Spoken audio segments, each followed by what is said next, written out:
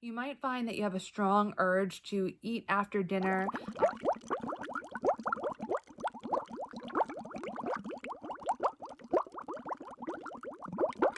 Hello everyone, welcome to my channel. Welcome back to my channel. My name is Stephanie. I'm Long Island's eating disorder specialist, and I post on this channel all about eating disorders, body image issues, and general mental health. So if any of that interests you, please click the subscribe button down below. If you found this video helpful at the end, I would greatly appreciate it if you gave it a thumbs up. Today I'm going to talk a little bit about night eating syndrome.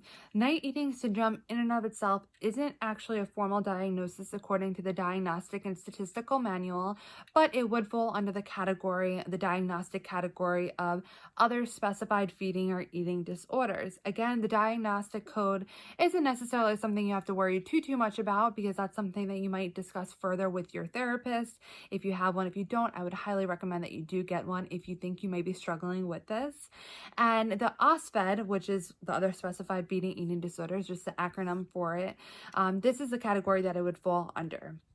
Night eating syndrome typically is a combination of sleep problems with the tendency to eat usually at least a quarter of your daily calories at night. You might find that you have a strong urge to eat after dinner.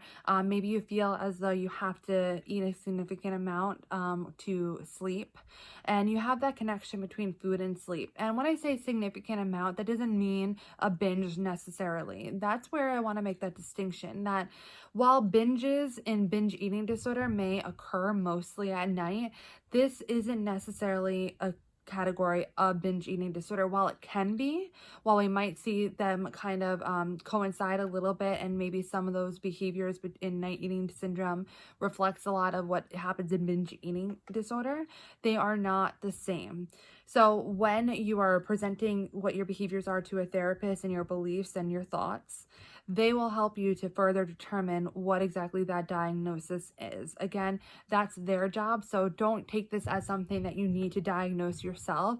But I truly do believe that it's helpful for us to have an overview of all the different types of eating disorders that might be out there, so that we could actually recognize when it's something that you're struggling with. If you don't even know that something you are struggling with is a struggle that's actually something that can be diagnosed and treated, you're not going to get help, more than likely. Pardon the interruption, but I just wanted to get on here and let you know that if you haven't yet subscribed to my email list to get your hands on my free recovery starter kit, you could do so by clicking the link in the description below.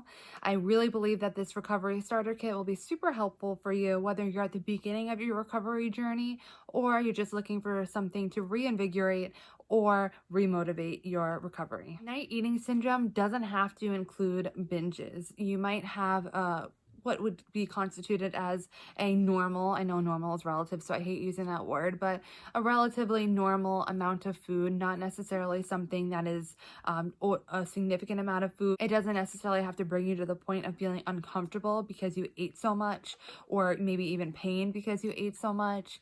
And a lot of the times the difference between binging and night eating syndrome is that in binging, the actions might be almost like mechanical.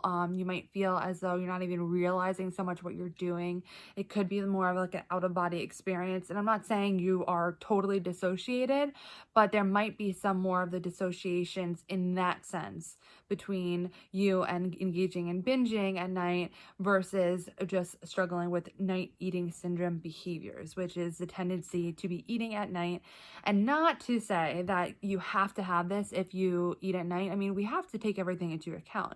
If your schedule is maybe not a 9-to-5 type of job, and you maybe wake up later, maybe you work at nights, you don't know, whatever the situation might be, and you have to eat at night because that's your schedule, you don't have to be diagnosed with night eating syndrome. So it's important to take into account those different factors and just individual preferences. I mean, to be really honest, I eat at night too, and not that I do it every single night, but I just have the tendency to believe and just feel as though a lot of things taste better at night. I don't know what it is, but I find that it's a healthy part of my life, but it's not something that is putting me in a bad situation or hurting me in any way. And as long as you feel and you know that that is to be true and is the case, then I wouldn't worry so much about it. But if there's any part of you that thinks that maybe this isn't completely healthy for me or a good thing for me, or maybe it's causing me more distress than actual joy, then why not reach out to a therapist who specializes in the treatment of eating disorders to just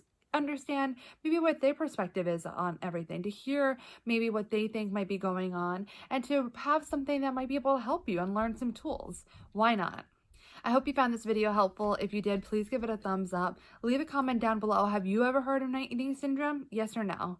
You can click my face in the corner of the screen to subscribe to my channel. And I wish you wellness on your journey to finding your state of balance. And I will see you in my next video.